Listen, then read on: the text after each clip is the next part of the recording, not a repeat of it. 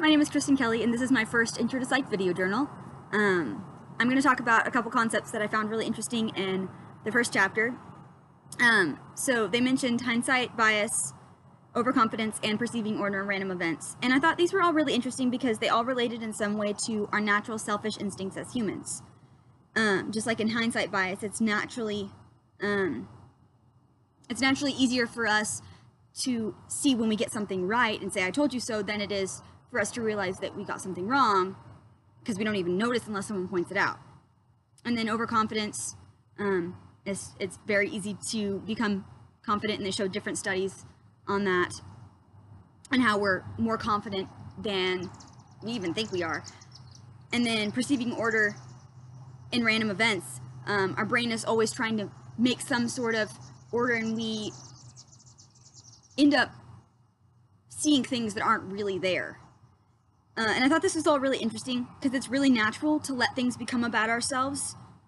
And I think it reveals something about our human nature because we are innately flawed. And all three of these examples show that we are imperfect, and our thoughts lead us to be imperfect. And so I think it's the same instinct, of this same selfish instinct that originally caused Eve to eat the apple in the beginning, because she was overconfident in herself, and she thought that she would be able to choose something better, or make a better choice. And so I think being able to look at these things, and for me being able to read these was really cool, because I think a lot of times we don't even realize that we're doing these things, or that we have these biases or intuitions that aren't always correct. And by looking at them and seeing them, I think it really shows us how flawed our mind is. And really that just makes me realize how much I need God, because He's the only one who has perfect thoughts and won't make these mistakes and have these biases and have this overconfidence, because He is perfect.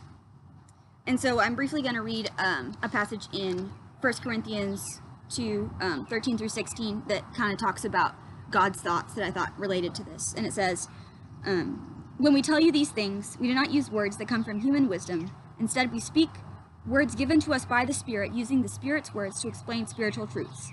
The people who aren't spiritual can't receive these truths from God's Spirit. It all sounds foolish to them, and they can't understand it.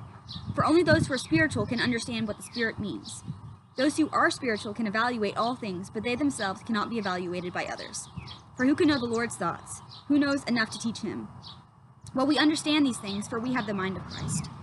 And I think this just shows how important it is for us to really be in communion with God and seeking His thoughts, because our thoughts, as it shows in the book, are very biased and very flawed.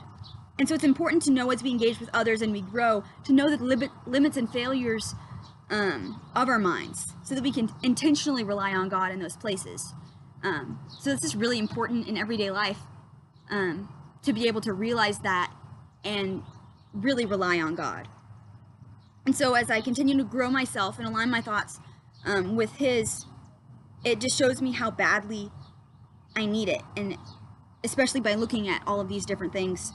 And I really liked how this chapter challenged a lot of the traditional thinking that we have, and it helped me to continually think critically about my own ambitions and actions and how I interact with my environment. And I think it's really important that I know my own assumptions about myself and about my environment, so that I can truly give those assumptions to God.